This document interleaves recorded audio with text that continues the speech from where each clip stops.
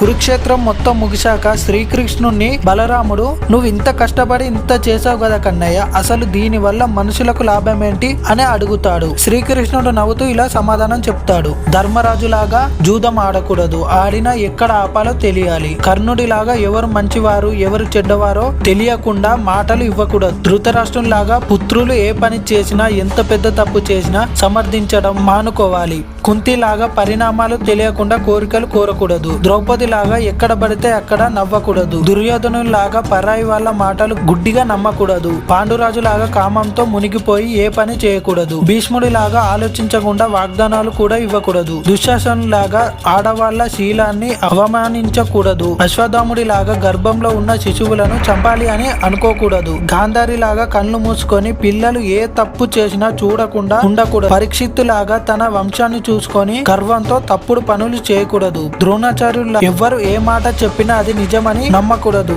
అని శ్రీకృష్ణుడు చెప్పగా బలరాముడు నమస్కరిస్తాడు.